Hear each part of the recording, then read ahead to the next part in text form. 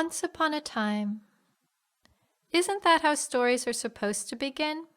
That is how my mother always began her stories. But why can't they end that way?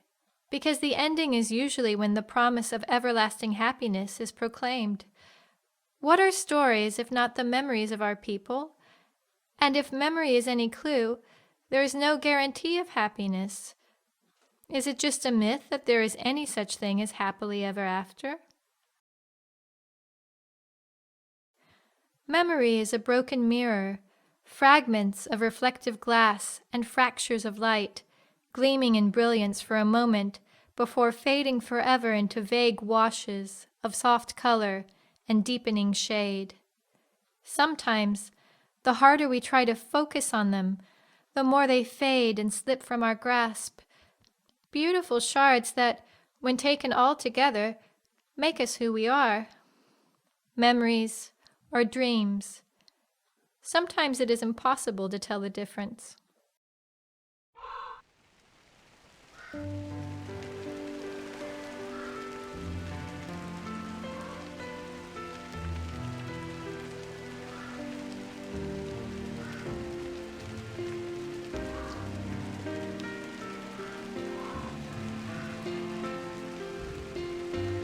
Last night in my dreams, a mysterious wizard came to me. He spoke in a foreign voice, a series of strange sounds that formed a single word.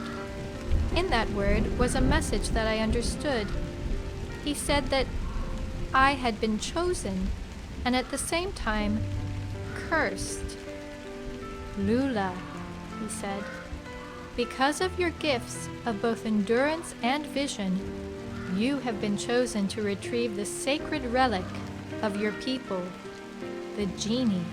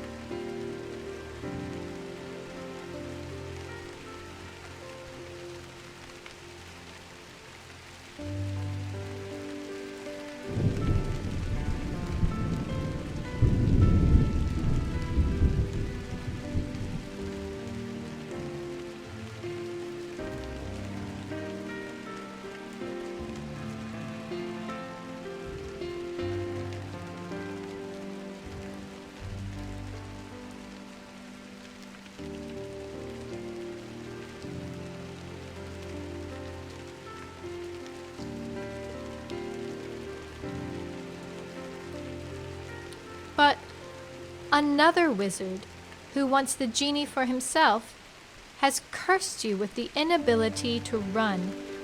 Even now he makes his way to the top of the mountain to claim it as his own. You must reach the Genie before him and learn its purpose, its power, for if he takes possession of it, you will be further cursed with the inability to walk. You and your people will never again be free to choose your own path.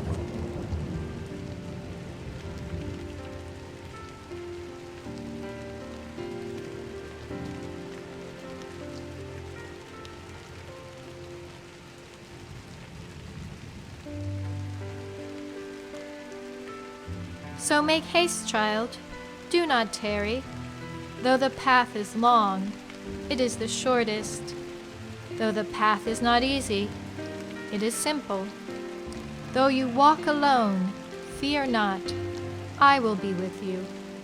But you will soon have an important choice that only you can make, and that choice will make all the difference. Thus, I woke to a morning of light drizzle, and, under the soft light of early dawn, began to walk towards the mountain of fire.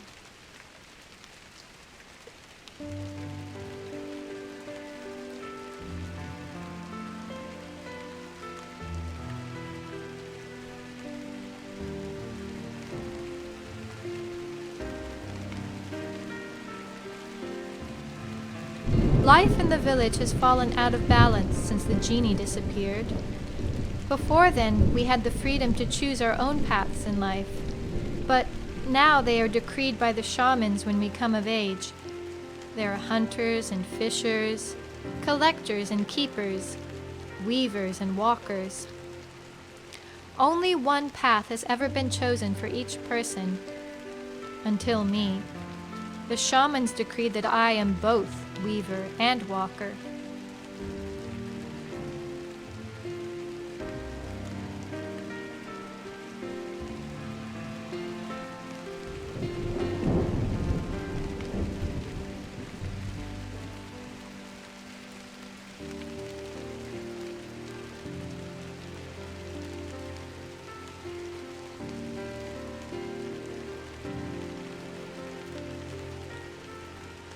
Weavers do not just weave fish baskets and blankets, they are also weavers of words, poets and storytellers. They keep the history of our people and weave their words into the warp and woof of every textile. Walkers are the wanderers and wanderers, the dreamers and askers of questions. They are the seekers of whatever light they may find to illuminate the darkest corners of hearts and minds. Of all that have walked away from the village, none have returned.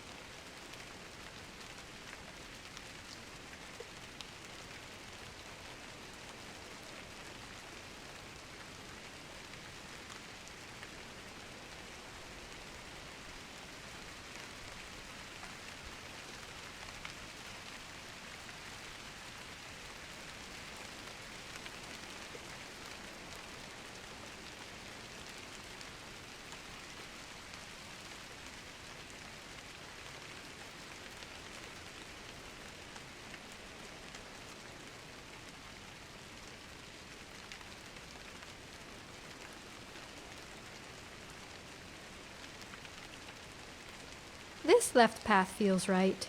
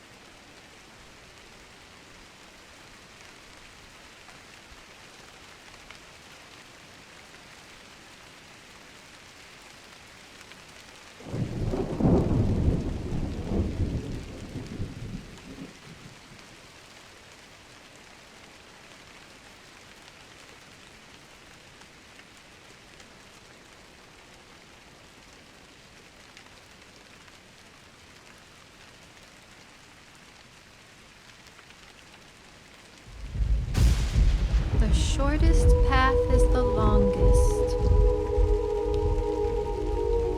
And how the stars came down like tears from the night, as if the sky itself were racked by her sorrows, seized in the rictus of the dead, their coronal pallor, lily cold, white as whales, convalescing 10,000 feet too deep. Is it horror or beauty they feel? Or are they the same things? Or is it simply the end of feeling, perhaps mercifully, perhaps tragically?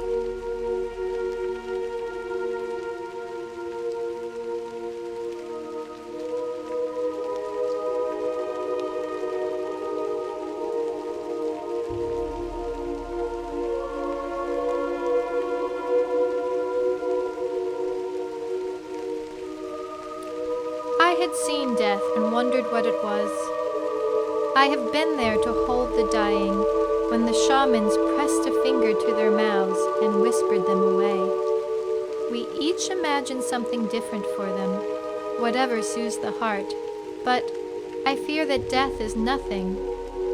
How can we know? It seems impossible to imagine the end of imagination, to think of the end of thought.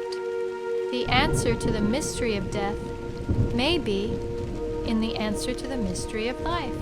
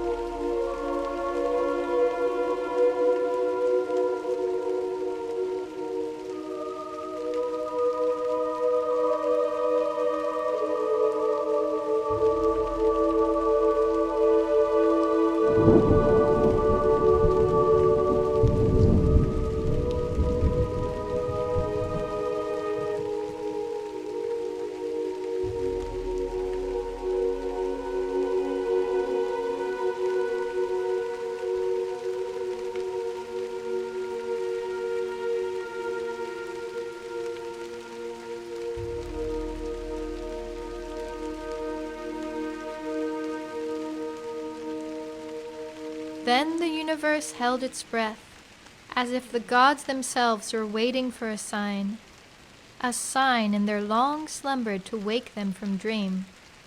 The shamans say that the gods fell asleep long ago, before the time of people, when there was nothing but stars in the darkness. In their sleep, they dream the world and us into being. It's a pretty myth, but I wonder if it's true. And if so, what happens when they wake?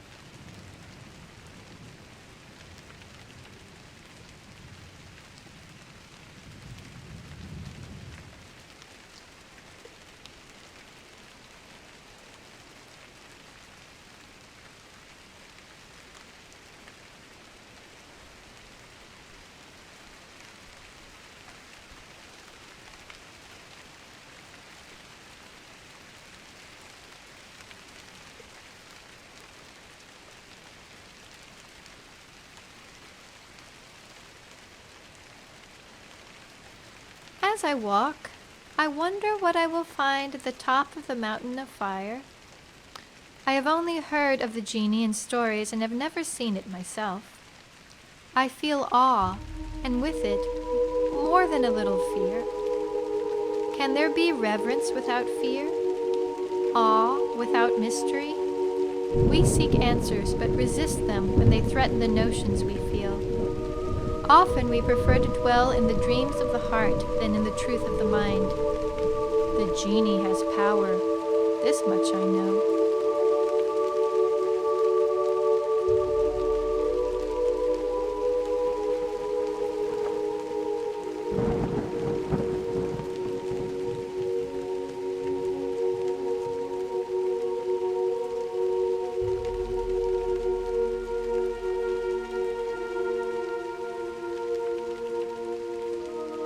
I would definitely choose the right path if I had another chance.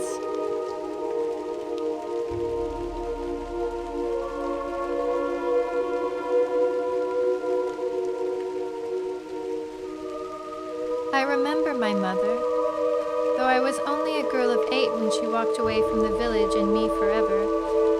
I remember that day and have dreamed it many times since. When she came of age, the shamans had decreed that she was a walker. But this brought her great sorrow because she was certain she was a weaver. She felt cursed. She longed for the return of the genie so she could decide her own path.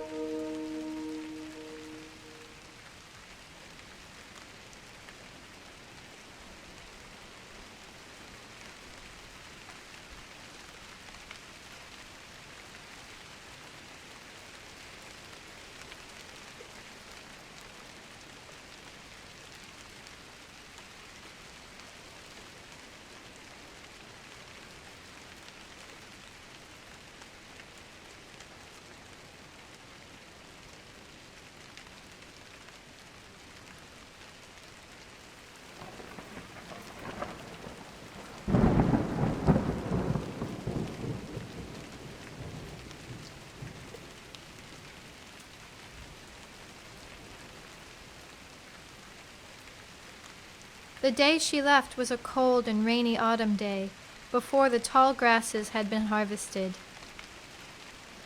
I saw her in her sky-blue summer dress, long hair, black as the night, wade far out into the field and then stop. She gazed upwards into the sky as the wind made her distant figure look like a broken patch of summer sky, fallen to the ground and battered by the breeze. She clutched herself with her arms, and I felt her sadness. I ran to her as fast as I could.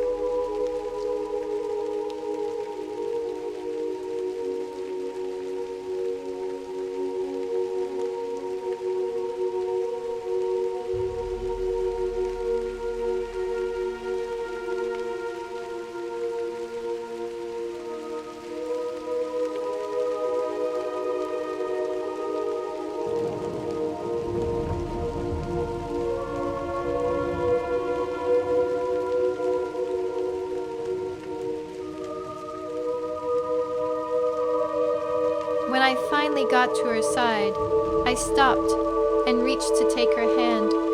She felt my touch and pulled away, looking down at me with those pale gray eyes.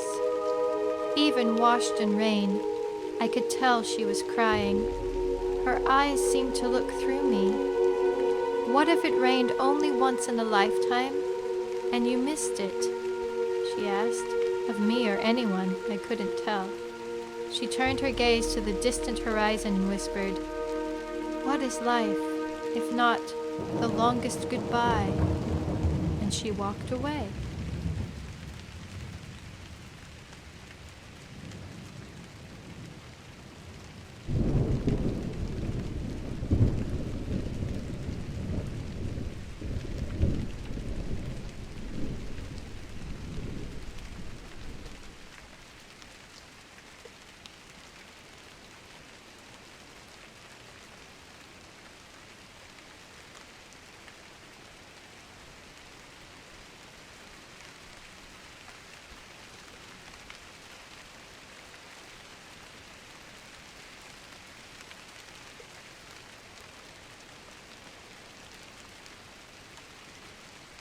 I close my eyes and see her hurling crumpled papers against candlelit walls, a stranger in her own body.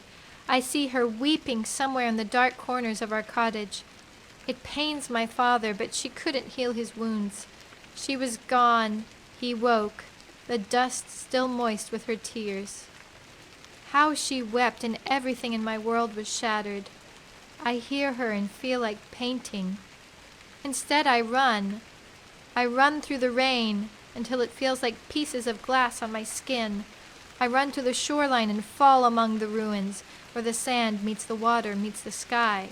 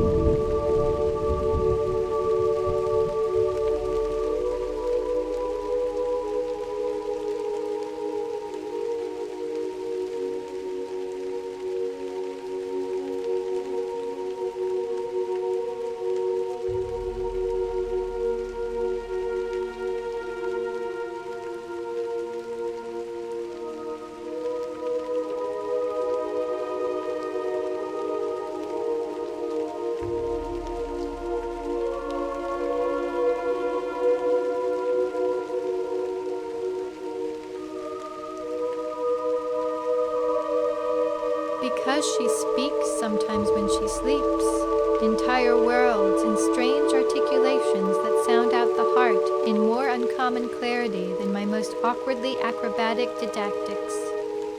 Because she sleeps, sometimes when she dreams, entire worlds with certain gesticulations, her hands seemingly demonstrating a moth stricken by her charmingly unconventional inventions.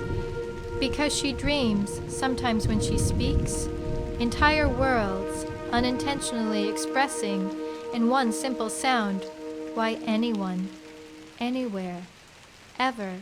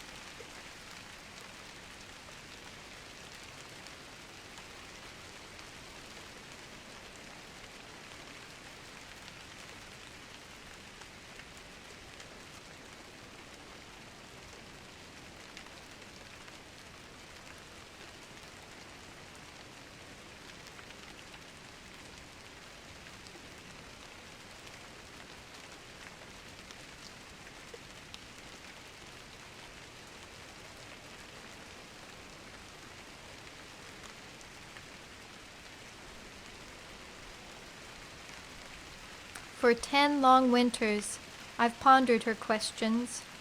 Is life just a long goodbye? A brief, bright spark of imperfection disturbing the twin expanses of otherwise perfect, infinite nothing? Maybe that's why the shamans deemed her a walker and not a weaver. She had no answers, only questions. Questions that can only be answered by walking on the path. A journey to find some mystery to fill the cracked vessel of her heart. A journey to find the genie.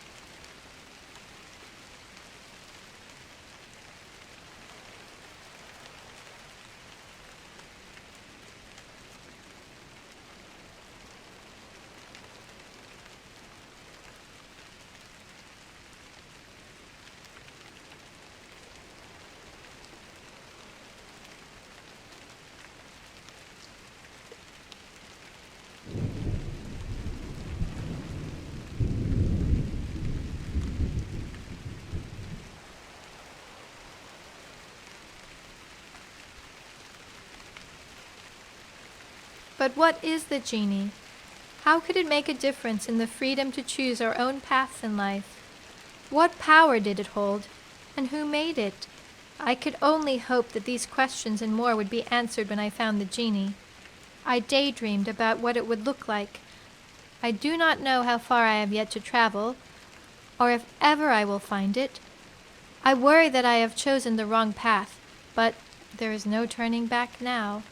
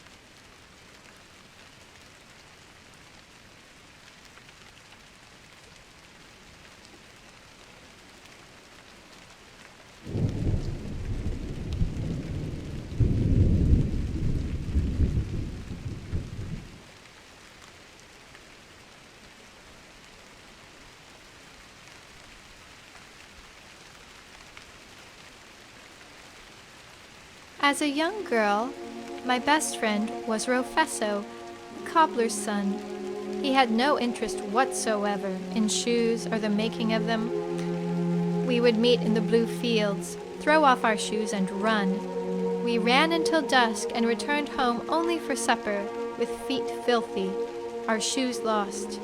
As we grew, our friendship also grew into affection and ultimately a deep, abiding love. The kind of love that knows you are only half of a whole.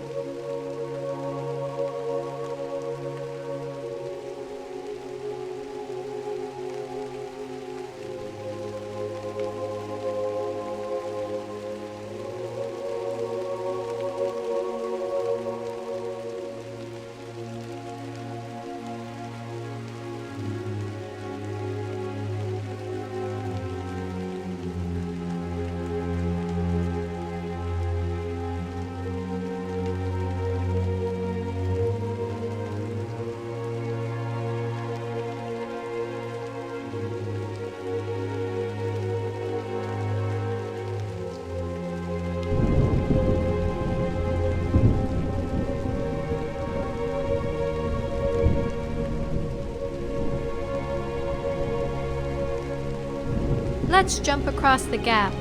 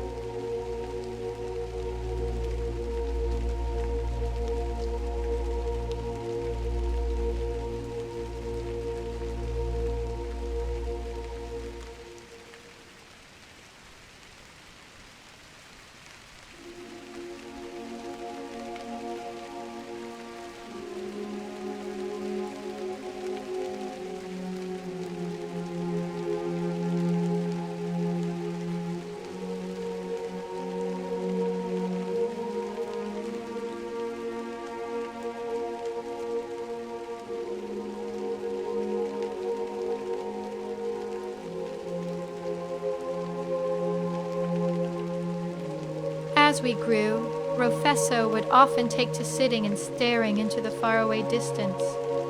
There was a longing in his eyes, and I could feel sadness in him. I would take his hand and sit for hours in silence. On one such occasion, as we watched the sun setting, the late summer breeze in our hair, he looked at me and kissed me on the forehead. He said, "I have to go." My heart collapsed in my chest.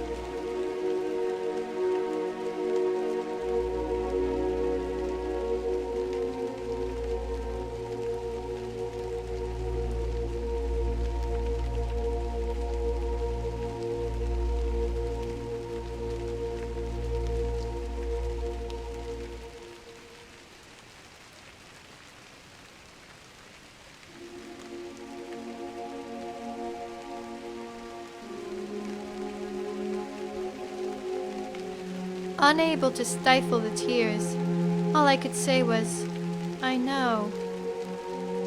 As he rose to depart into the great unknown, I asked, "Aren't you afraid of being alone?"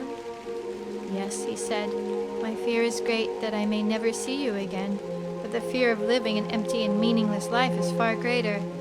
Forgive me, Lula." He turned and began to walk away from me.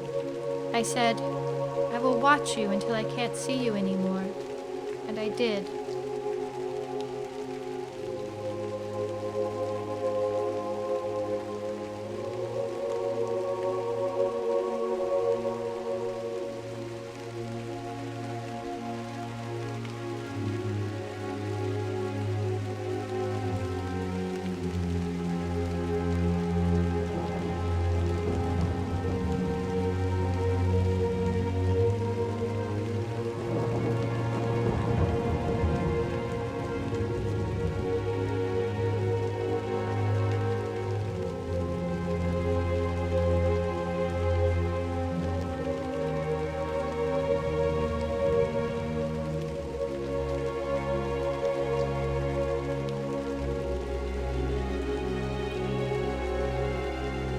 All your words and soft gestures do not add up to your silence and your absence, which now blankets me. Such funny sounds you made as we lay on carpets of moss. You put a flower in my hair and marveled at your work. I suffered sweetly your platitudes and knew you would be forever unmoved by me. Forever, you whispered, your breath brushing my lips. I was there, undone in fistfuls of flowers.